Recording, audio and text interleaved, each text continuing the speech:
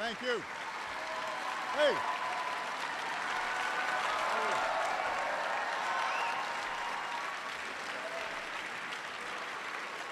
Thank you so much. Thank you very much. Thank you.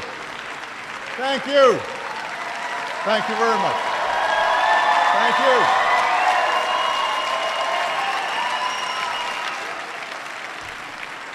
Well, thank you.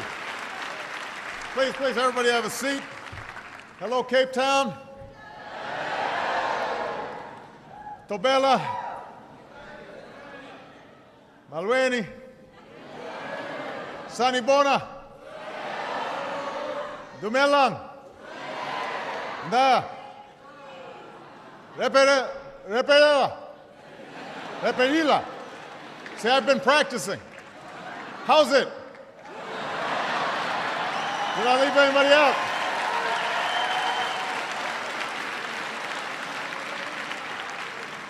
All right, I didn't want to leave anybody out here. I want to thank Vice Chancellor Max Price, who's here, and as well as Archbishop Nongonkulu. It's wonderful to have them in attendance. I am so happy to be here today. It is wonderful to see all of these outstanding young people. I just had the honor of going to Robben Island with Michelle and our two daughters this afternoon. And this was my second time. I had the chance to visit back in 2006, but there was something different about bringing my children. And Malia's now 15, Sasha is 12, and seeing them stand within the walls that once surrounded Nelson Mandela, I knew this was an experience that they would never forget. I knew that they now appreciated a little bit more the sacrifices that Madiba and others had made for freedom. But what I also know is that because they've had a chance to visit South Africa for a second time now, they also understand that Mandela's spirit could never be imprisoned, because his legacy is here for all to see. It's in this auditorium. Young people, black, white, Indian, everything in between.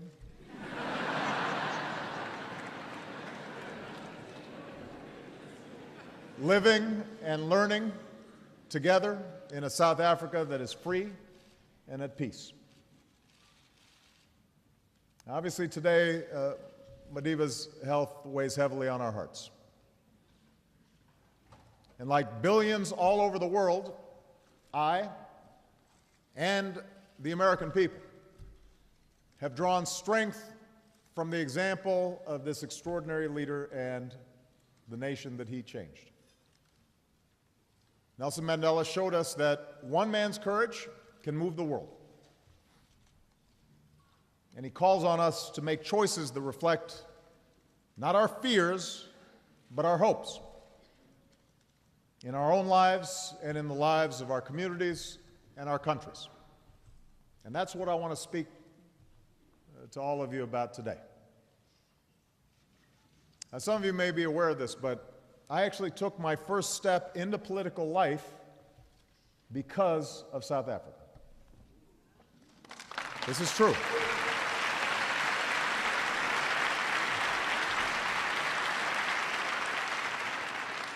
I was the same age as some of you, 19 years old, my whole life ahead of me. I was going to school on a campus in California, not quite as pretty as this one, but similar. And I must confess, I was not always focused on my studies. There were a lot of distractions, and I enjoyed those distractions.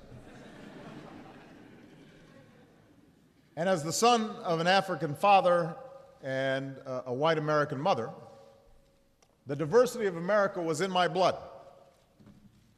But I had never cared much for politics. I didn't think it mattered to me. I didn't think I could make a difference.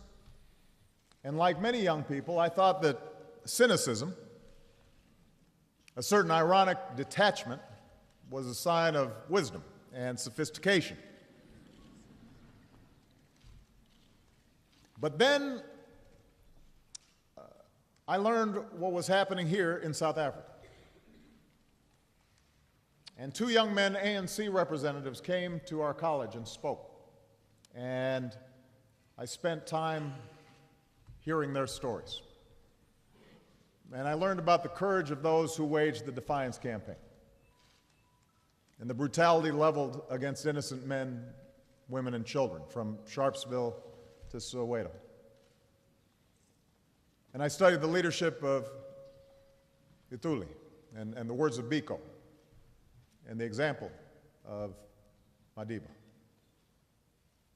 And I knew that while brave people were imprisoned just off these shores on Robben Island, my own government in the United States was not standing on their side.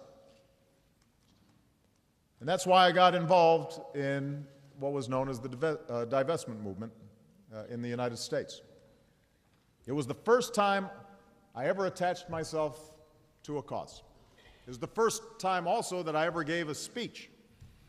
It was only 2 minutes long. And I was really just a warm-up act at a rally that we were holding demanding that our college divest from apartheid South Africa. So I got up on stage, I started making my speech, and then as a bit of political theater, some people came out with glasses that looked like security officers, and they dragged me off the stage.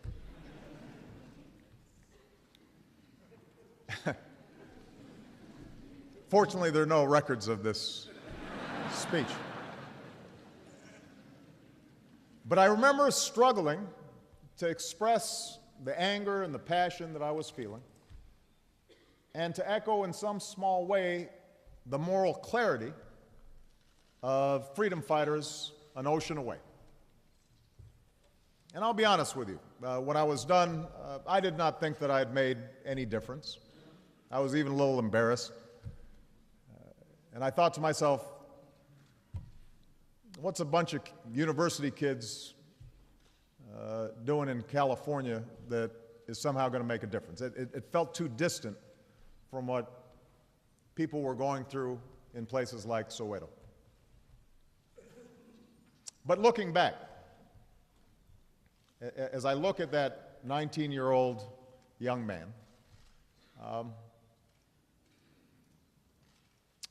I'm more forgiving of the fact that the speech might not have been that great.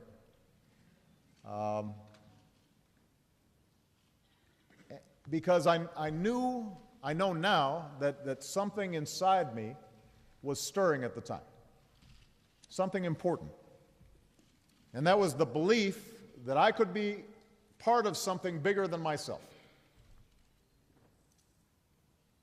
That my own salvation was bound up with those of others. That's what Bobby Kennedy expressed far better than I ever could when he spoke here at the University of Cape Town in 1966.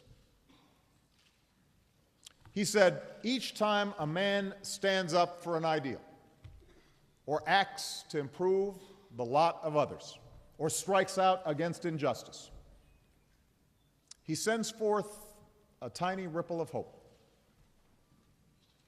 And crossing each other from a million different centers of energy and daring, those ripples build a current which can sweep down the mightiest walls of oppression and resistance." Now, the world was very different on that June day in 1966 when Bobby Kennedy spoke those words. Mandela faced many more years as a prisoner. Apartheid was entrenched in this land. In the United States, the victories of the civil rights movement were still uncertain. In fact, on the very day that Kennedy spoke here, the American civil rights leader James Meredith was shot in Mississippi, where he was marching to inspire blacks to register to vote. So those were difficult, troubled, trying times. The idea of hope might have seemed misplaced. It would have seemed inconceivable to people at that time that less than 50 years later, an African-American president might address an integrated audience at South Africa's oldest university, and that this same university would have conferred an honorary degree to a president, Nelson Mandela. It would have seemed impossible.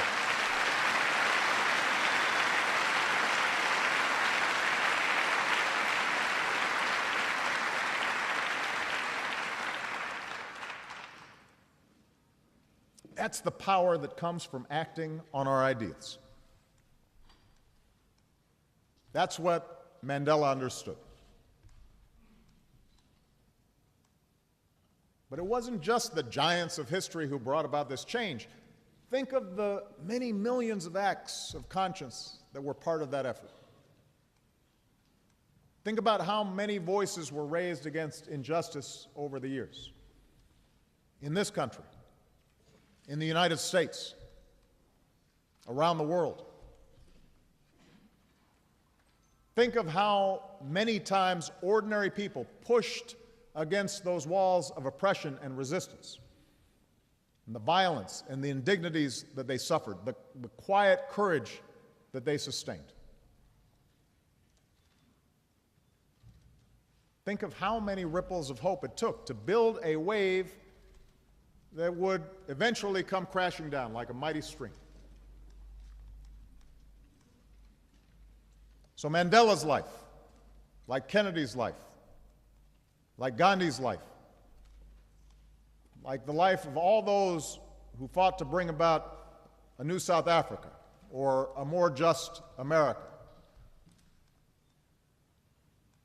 they stand as a challenge to me, but more importantly, they stand as a challenge to your generation.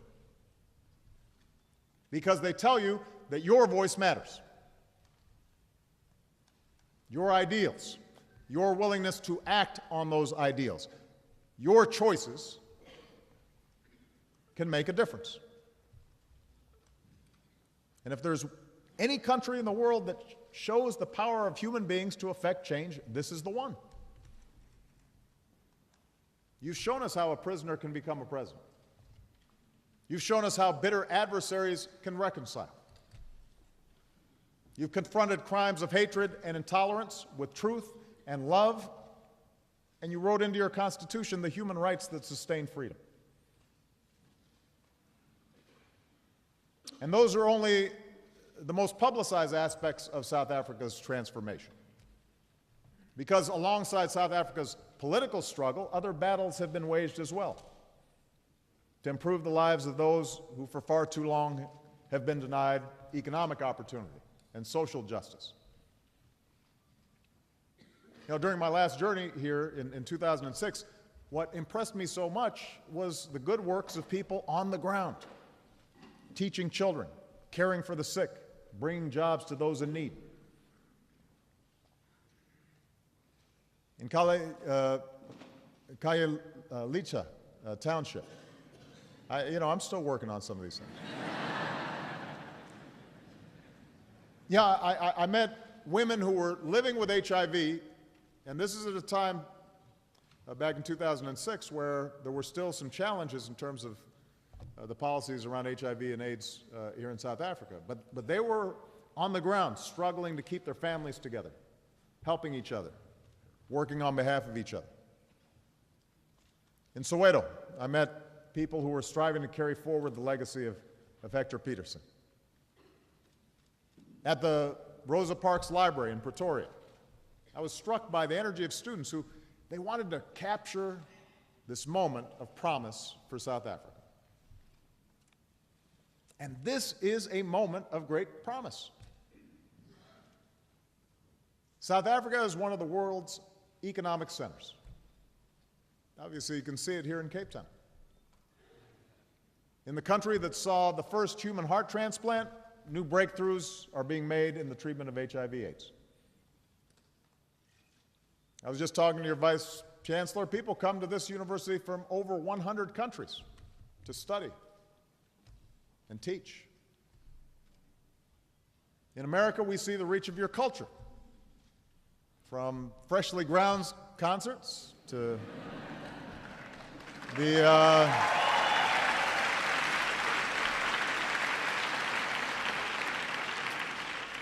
we've got the Nando's just a couple of blocks from the White House.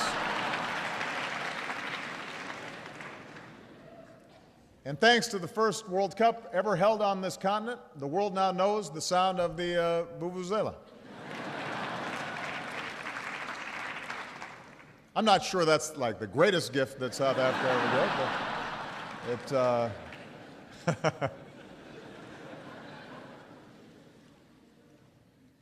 but progress has also rippled across the African continent. You know, from Senegal to Cote d'Ivoire to Malawi, democracy has weathered strong challenges. Many of the fastest growing economies in the world are here in Africa, where there's a historic shift taking place from poverty to a growing nascent middle class. Fewer people are dying of preventable disease. More people have access to health care. More farmers are getting their products to market at fair prices. From microfinance projects in Kampala to stock traders in Lagos to cell phone entrepreneurs in Nairobi, there's an energy here that can't be denied. Africa rising. We know this progress, though, rests on a fragile foundation. We know that progress is uneven. Across Africa, the same institutions that should be the backbone of democracy can all too often be infected with the rot of corruption. The same technology that enables record profits sometimes means widening a canyon of inequality. The same interconnection that binds our fates makes all of Africa vulnerable to the undertow of conflict. So there's no question that Africa's on the move. But it's not moving fast enough for the child still languishing in poverty in forgotten townships. It's not moving fast enough for the protester who's beaten in Harare or the woman who's raped in eastern Congo. We've got more work to do because these Africans must not be left behind. And that's where all of you come in, the young people of Africa. Just like previous generations, you've got choices to make. You get to decide where the future lies. News that moves. ENCA.com.